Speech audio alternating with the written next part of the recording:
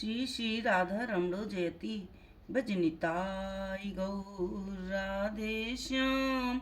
जपो हरे कृष्ण हरे राम। चरित सुधा श्री श्रीमद राधा रमण चरण दास देव बाबा जी महाशय। बड़े बाबा का जीवन चरित्र। मूल बंगला संपादक प्रकाशक श्री रामदास बाबा जी। प्यारी बाबू के घर महोत्सव। जैसे जैसे दिन बीतने लगे, कटकवासी बाबाजी महाशय के प्रति अधिक आकर्षित होने लगे। एक दिन प्यारी बाबू आकर बाबाजी महाशय से बोले, बाबा तू सर्वत्र आनंद करता घूमता है, एक दिन गोविंद के घर नहीं चलेगा? पहले ही कहा जा चुका है कि प्यारी बाबू और उनकी पत्नी वात्सल्य रस के उपासक थे और बाबाजी महाशय तथा उनके पार्षदों के प्रति उनका वात्सल्य भाव था। बाबा जी ऐसी क्या बात है बाबा, गोविंद हमारे हैं और हम आपकी आज्ञा की देर है। प्यारी, अच्छा तो आज ही सही। बाबा जी, इसमें मुझे क्या आपत्ति है? प्यारी, कितने आदमी हो जाएंगे? बाबा जी, इसके लिए चिंता ना करें, आप जो कुछ गोविंद को भोग लगाएंगे उसी से निताई चांद पूर्ति कर देंगे। संभवतः 40-50 लोग हो जाएंगे। यह सुन प्यारी बाबू प्रसन्न हो घर चले गए। उन्होंने बाबाजी महाशय के कथानुसार 50-60 लोगों के लिए आवश्यक सामग्री का प्रबंध कर लिया। 2 ब्राह्मण पुजारी रसोई करने लगे। दिन बीतने को आया। बाबाजी महाशय कीर्तन करते करते बालू बाजार, चौधरी बाजार, बक्सी बाजार, चांदनी चौक, साहबजादा बाजार होते हुए अंत में मानिक घोष बाजार की ओर जाने लगे। इसी बाजार के बीच प्यारी बाबू का घर था। जिस समय संकीर्तन दल उनके घर के आगे जाकर खड़ा हुआ, आदमियों की संख्या 250 से कम न थी। बाबाजी महाशय द्वार पर एक और खड़े हो सबको अंदर भेजने लगे। सभी के प्रवेश कर चुकने पर उन्होंने स्वयं मत्सी के साथ घर में प्रवेश किया। गोविंद जी को दंडवत प्रणाम कर वे जब रसोई वाले स्थान पर पहुंचे तो देखा कि आदमियों की अतिरिक्त संख्या को देख प्यारी बाबू और उनकी पत्नी बड़े चिंतित हैं। उन्होंने माँ प्यारी बाबू की स्त्री को प्रणाम कर कहा, माँ निश्चिंत होकर नाम श्रवण करो, खाने की चिंता ना करो, निताई चांद सब अभाव पूरा करेंगे, कोई भूखा ना लौटे, यही चाहती हो ना? स्नेहमयी माँ ने उनके सिर पर हाथ रखकर कहा, बेटा सब कुछ तुम ही लोगों का है, यदि कोई भूखा रखता है तो तुम्हें ही अपराध लगेगा, अपयश लगेगा, मेरा क्या?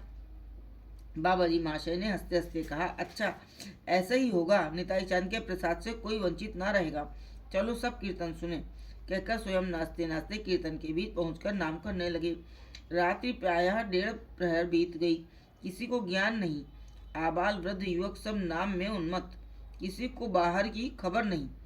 जो लोग बैठे हैं वे एकाग्रचित्त से बाबाजी महाशय के मुख की ओर देख रहे हैं। जो इनके साथ कीर्तन कर रहे हैं वे एक प्राण होकर एक तान से उनके स्वर में स्वर मिलाकर ताल ताल पर नृत्य कर रहे हैं। प्यारी बाबू के तीनों लड़के कीर्तन में नाच रहे हैं। वो स्वयं इस नामानंद में विभोर हैं। इस प्रकार बहुत देर तक कीर्तन रहने के बाद उसका विराम हुआ। घर में जगह बहुत कम थी, बैठने में असुविधा होगी, इसलिए बाबाजी महाशय स्वयं सबको बिठाने लगे। सभी निर्विकार भाव से एक साथ बैठने लगे। पंक्ति अथवा जाति विषयक विचार मानो डर कर उस स्थान से दूर भाग गए।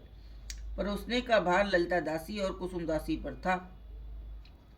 बाबाजी महाशय एक बार भोग वाले कमरे में गए और प्रसाद देखकर ललिता दासी से बोले, आनंद पूर्वक प्राण खोलकर परसो, निताई चांद साथ हैं।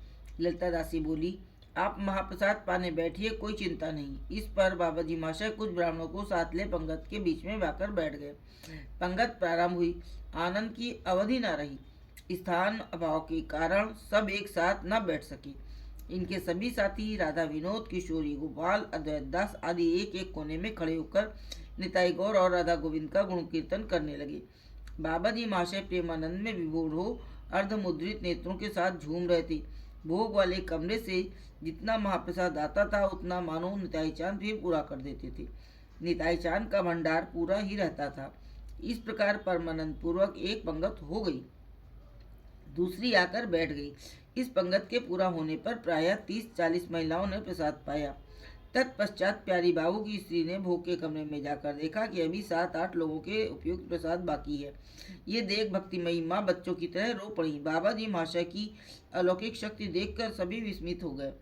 50-60 लोगों के लिए बनाए गए अन्न से कोई 300 लोगों को तृप्ति हुई। जिन लोगों ने रसोई की थी उन्होंने आश्चर्यचकित हो ललिता दासी से पूछा, इतने लोगों की पूर्ति कैसे हुई? उन्होंने उत्तर दिया, मैं क्या करूं, आवश्यकता अनुसार दाल तरकारी परोसी गई, मैं तो इतना ही जानती हूँ। कहाँ से ये सब आया और किस प्रकार पूर्ति हुई एकमात्र गुरुदेव जाने। पर उस समय इन सब बातों के विषय में सोचने का अवकाश मेरे पास कहाँ था। रात अधिक होने के कारण ये लोग और विलंब न कर नाम करते करते वास स्थान को जाने को तैयार हुए। पढ़े लिखे बाबू लोग बाबाजी महाशय से आज्ञा ली अपने अपने घर चले गए। इन लोगों ने भी अपने स्थान पर आकर विश्राम किया। उड़ीसा भ्रमण के समय प्रायः प्रतिदिन बाबाजी महाशय की ऐसी ऐश्वर्य लीला देखने में आती। जय हो बड़े बाबा की, जय राधा रानी की।